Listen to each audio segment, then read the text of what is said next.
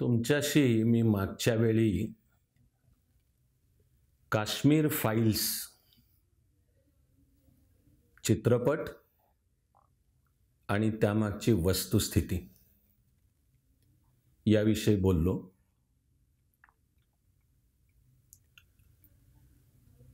त्यावर समाज माध्यमांमध्ये तऱ्हातऱ्हांच्या भल्या बुऱ्या उलटसुलट क्रिया प्रतिक्रिया उमटल्या आहेत.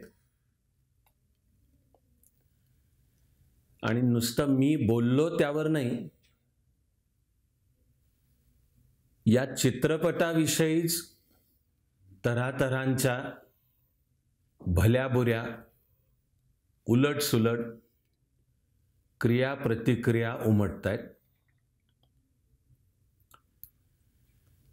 त्यांची काही दखल घेऊन तुमच्याशी संवाद करावा असं आज माझ्या मनात आहे. अशी काही क्रिया प्रतिक्रियांची दखल घेऊन संवाद करावा हे सुद्धा मी बऱ्याच विचारांती मनाशी ठरवलं. याचं कारण वेळोवेळी वेगवेगळ्या विषयांवर मला जे काही म्हणायचं असतं ते निदान मला वाटणाऱ्या शुद्ध बुद्धीने आणि त्या शुद्ध बुद्धीला एका शास्त्रशुद्ध अभ्यासाच्या मेथडची जोड देऊन असं मांडावं असा माझा किमान म्हणजे स्वतःशी प्रामाणिक राहून तरी प्रयत्न असतो. आणि अर्थात मला याचं पूर्ण भान आहे की असं आपण कितीही शुद्ध बुद्धीनी प्रामाणिकपणाने आणि खुल्या मनाने अभ्यासाची जोड देऊन ते पण एक शास्त्रशुद्ध अभ्यासाची मेथोडॉलॉजी असं आपण कितीही केलं तरी ते न पटणारे काही जण असणारच आहेत. हे असं आहे, हे मानवी जीवन आहे. मुळामध्ये जन्मात कोणा दोघा व्यक्तींचं बुवा जीवनात 100% पटतं असं असत नाही, असं असणं शक्य नाही. मानव सर्व एक, पण कोणीही दोन माणसं एकसारखी नाहीत ही मानवी जीवनाची वस्तुस्थिती आहे. आणि सहज बघण्याचे दृष्टिकोन वेगवेगळे असणार, त्यातून वेगवेगळी मतं बनणार, ही एक अगदी साहजिक प्रक्रिया आहे. अशा वेळी वेगवेगळ्या मतांचा आदर करायला सर्वांनीच शिकलं पाहिजे. त्या वेगवेगळ्या मतांमागचे दृष्टिकोन सुद्धा खुल्या मनाने निदान समजावून घेतले पाहिजेत. आपल्या भारतीय विचारामध्ये जी हत्ती आणि 7 आंधळ्यांची कथा सांगितली आहे, तसं हे एक प्रकारे वेगवेगळी मतं आणि सत्य शोधनाचं कार्य असतं. 7 आंधळे हत्तीच्या वेगवेगळ्या भागाला हात लावून त्यांना हत्ती कसा वाटतो ते सांगतात. तेव्हा कोणी हत्तीच्या शेपटाला हात लावून म्हणतो हत्ती दोरीसारखा आहे, तर दुसरा हत्तीच्या पायावरनं हात फिरवून म्हणतो ए काहीतरी तू चुकीचं सांगतोयस, हत्ती खांबासारखा आहे. तिसरा हत्तीच्या त्या पोटावरनं हात फिरवतो आणि पहिल्या दोघांनाही आणि नंतरच्या अनेकांना म्हणतो हे काहीतरी चुकीचं सांगतायत, हे लबाड आहेत, हे ढोंगी आहेत, हे स्वार्थी आहेत, हे राजकीय आहेत, असंच सगळं करत, कारण हत्ती भिंतीसारखा आहे.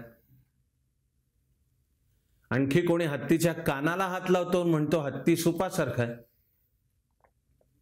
हत्ती कशासारखा आहे? तर हा प्रत्येक जण म्हणतोय ते अल्प प्रमाणामध्ये तेवढं सत्य आहे, पण पूर्ण सत्य नाही.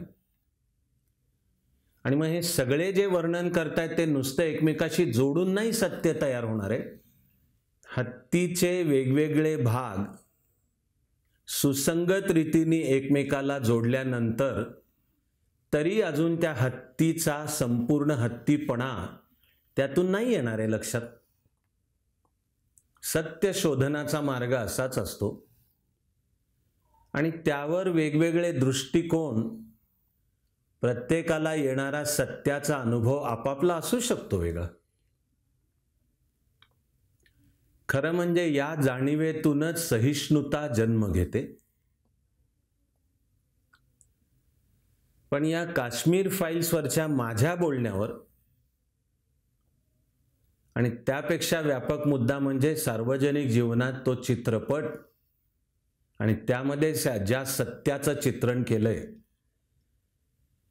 त्यावर काही प्रतिक्रिया अशा उमटतायत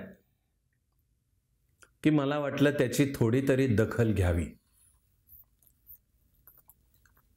मी म्हणालो माझ्या नॉर्मल मेथोडॉलॉजी कार्यपद्धतीचा भाग आहे की मला जे सांगायचं ते सांगतो आणि ठीक आहे, त्यावर क्रिया प्रतिक्रिया वेगवेगळ्या उमटणार, हे साहजिक आहे. दरवेळी मी तोंडाला लागायला पण जात नाही. याचं आणखी महत्त्वाचं कारण सुद्धा खरं म्हणजे एक माणूस म्हणून आपले जे वेगवेगळे दृष्टिकोन तयार होतात, विचारांच्या पद्धती तयार होतात आणि त्यामधून समोरच्या गोष्टी घटनांकडे पाहताना आपली मतं तयार होतात. ही अनेकदा आणि बऱ्याच प्रमाणात शेवटी आपण कोणत्या काळात जन्माला आलो,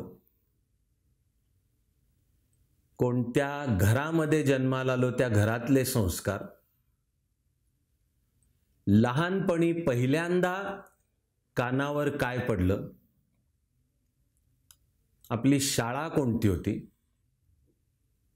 तिथे भेटलेले शिक्षक कोण आणि कसे होते,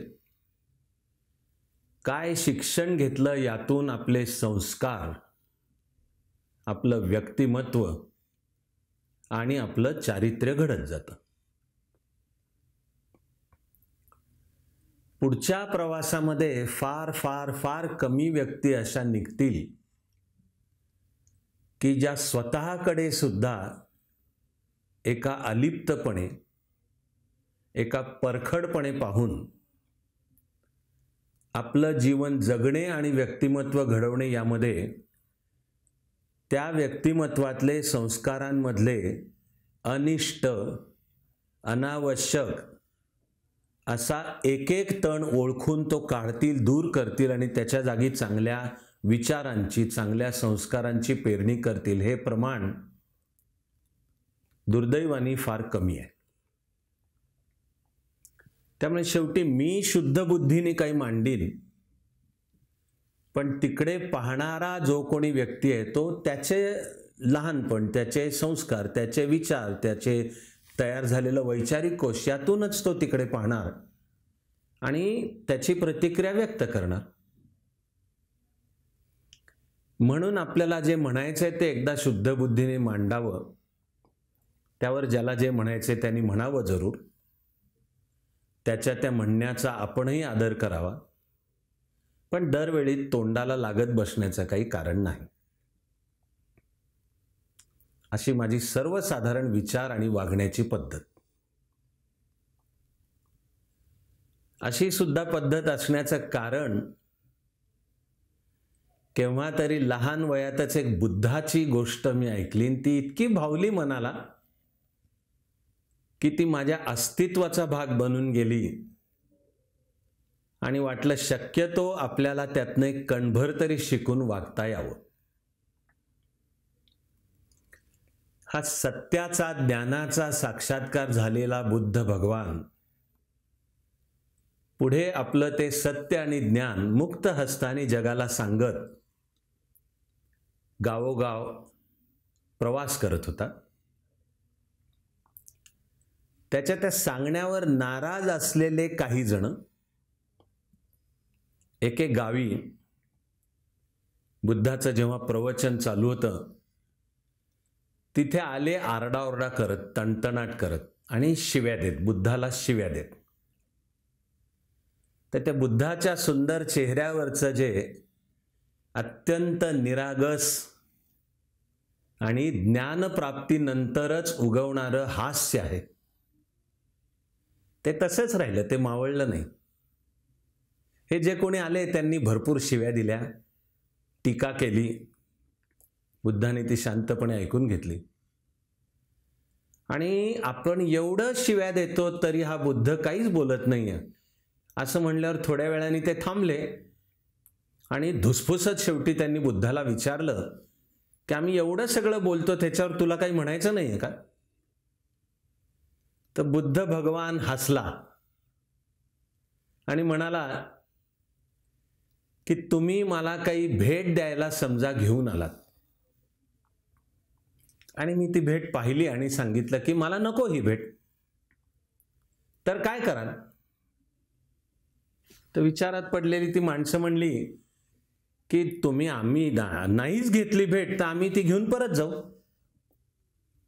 मग बुद्ध भगवान म्हणाला की तसे गेली 15-20 मिनिटं तुम्ही मला एक भेट देत होतात, मला ती भेट नकोय, तुमची घेऊन जा. टीकेकडे बघण्याचा किती एक हसतमुख आणि प्रगल्भ दृष्टिकोन बुद्धाने आपल्याला शिकवलाय. तो शिकण्याचा माझा प्रयत्न असतो आणि सर्वसाधारणपणे मी तसाच वागतो. तरी खूप विचाराअंती मला वाटलं की त्या काश्मीर फाईल्स वरचं माझं बोलणं आणि सार्वजनिक जीवनात चित्रपट आणि त्यामध्ये दाखवलेलं सत्य, त्यावरच्या काही क्रिया प्रतिक्रिया याचा निदान थोडक्यात परामर्श तरी घ्यावा. हा चित्रपट सध्या देशभर गाजतोय, याला मी निश्चितपणे नव्या जागृतीचं चिन्ह म्हणतो. 1980च्या दशकात काश्मीर खोऱ्यामध्ये महाभयानक, धर्मांध आणि हिंसक असा दहशतवाद सुरू झाला. त्यातून त्या खोऱ्यातून लाखो काश्मीरी पंडितांना अंगावरच्या कपड्यांनिशी बाहेर पडावं लागलं. जे नाही बाहेर त्यांच्या कत्तली झाल्या, क्रूर हत्या झाल्या, आया बहिणींच्या भयानक तऱ्हेने अब्रू लुटण्यात आल्या आणि काही जणांनी सक्तीने धर्मांतर होणंही मग शेवटी पसंत केलं. हे देशाच्या स्वातंत्र्याच्या 43व्या वर्षात आणि राज्यघटना लागू झाल्याच्या 40व्या वर्षात दिवसाढवळ्या देशासमोर हे भयानक आकरीत घडलं. पण जणू काही घडलंच नाही असं चित्र बऱ्याच प्रमाणात देशात उभं करण्यात आलं. आणि नुसतं जणू काही घडलं नाही नव्हे, तर पत्रकारिता माध्यम किंवा मनोरंजन इंडस्ट्री यांनी जणू चित्र उभं केलं की त्या काश्मीर खोऱ्यातले पंडित संख्येने कमी होते, पण अर्थव्यवस्थेवर त्यांची पकड होती, म्हणून त्या नाराजीतून हे सगळं जणू घडलं. केवढं भयानक आहे हे. आज देशाला त्याची जाणीव करून दिली जाते. खरं म्हणजे मला म्हणायचं आहे की हा मुद्दा कोणा विशिष्ट पक्षाचा नाहीये, एखाद्या विशिष्ट विचारधारेचा नाहीये आणि राजकारण आणि निवडणुकांचा तर त्याहून नाहीये. हा आणि असे अनेक मुद्दे राष्ट्रीय सहमतीचे असायला हवेत. काश्मीर भारताचा अविभाज्य घटक आहे. उरलेला असलाच तर प्रश्न पाकव्याप्त काश्मीर पुन्हा भारताशी एकरूप करण्याचा आहे. हा राष्ट्रीय मुद्दा आहे.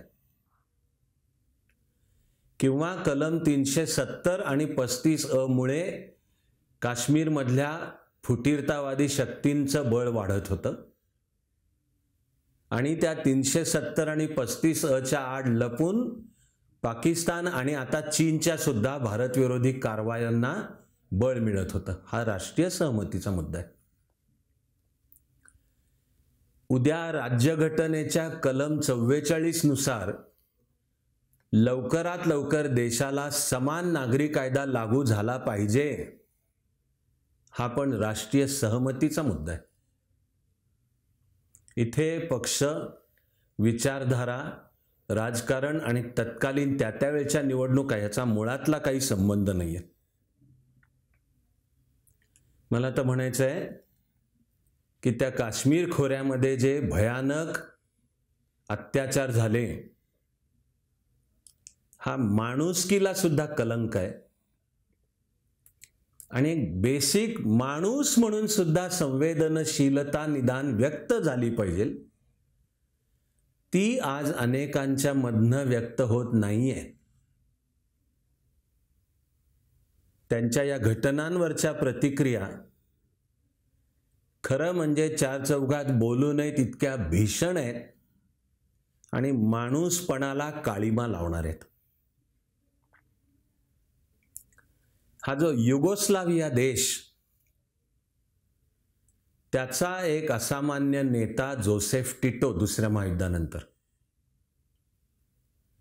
त्या टिटोच्या मृत्यूनंतर मात्र युगोस्लावियामध्ये अंतर्गत यादवी युद्ध माजलं आणि त्यातून पुढे युगोस्लावियाचे 6 भाग झाले.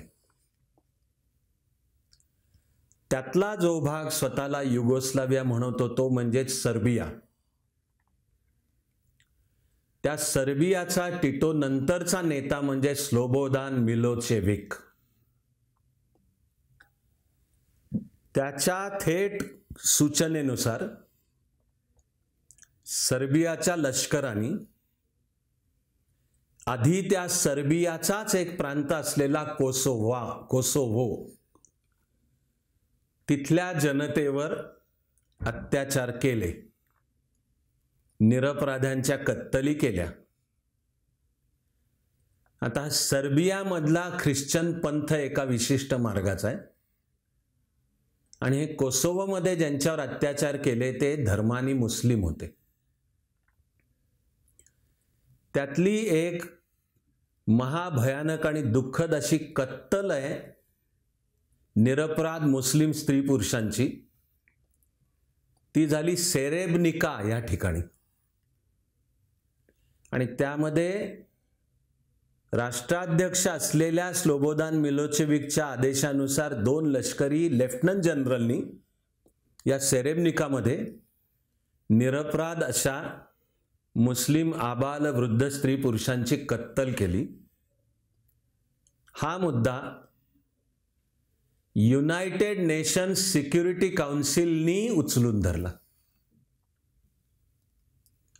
मिलोसेविक विरुद्ध आदेश जारी केले.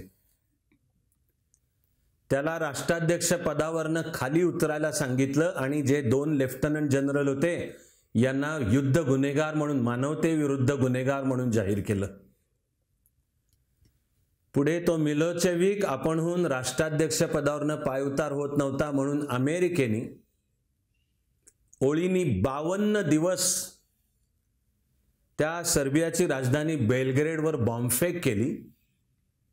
अखेर मिलोसेविक पायउतार झाला, त्याला अटक झाली, आंतरराष्ट्रीय न्यायालयासमोर त्याला उभं करण्यात आलं आणि मानवतेविरुद्ध गुन्हा करण्याची केस चालू असतानाच तो तुरुंगामध्ये तो मेला.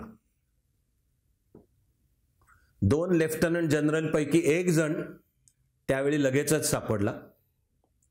दुसरा आपला वेश बदलून परागंदा होण्यामध्ये यशस्वी झाला तो जवळजवळ 20 वर्षांनी सापडला.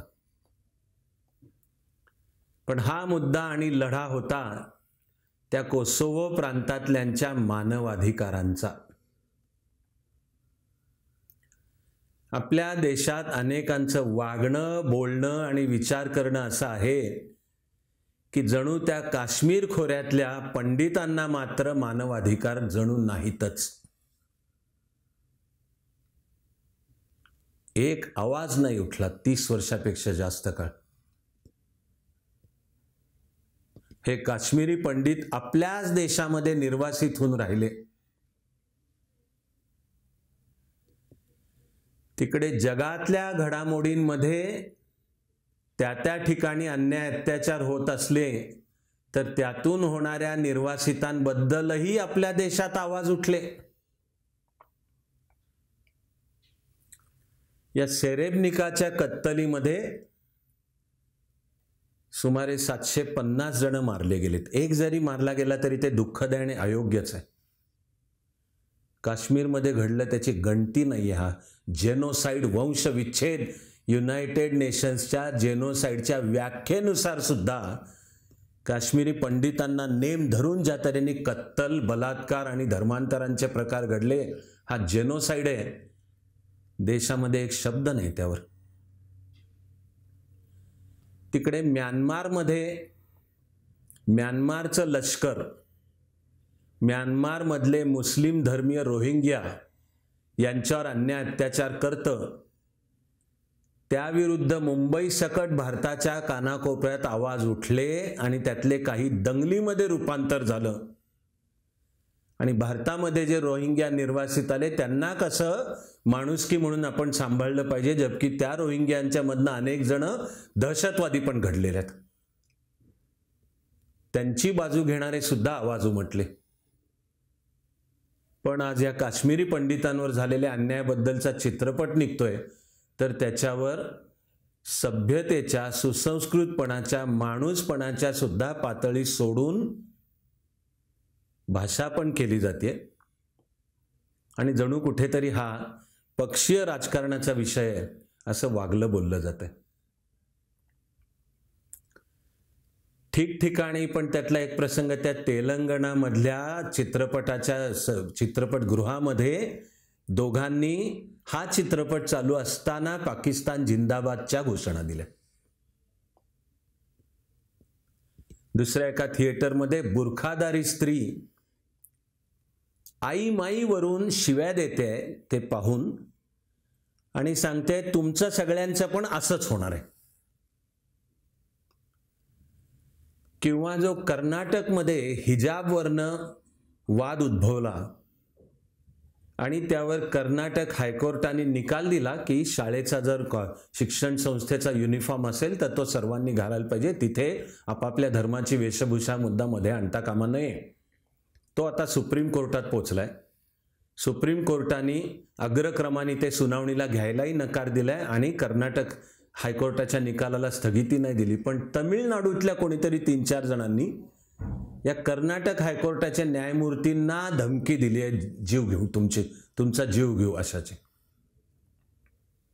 म्हणजे तऱ्हातऱ्हांच्या या धर्मांध शक्ती देशाच्या कानाकोपऱ्यात डोकं वर काढतायत. हा काश्मीर फाईल हा विषय धरून त्याचा दिग्दर्शक विवेक अग्निहोत्रीला आता सुरक्षा पुरवावी लागली. म्हणजे काय प्रकारचं सामाजिक सांस्कृतिक वातावरणाची जोपासना केली जाते याचा आपण सगळ्यांनीच गांभीर्याने विचार केला पाहिजे.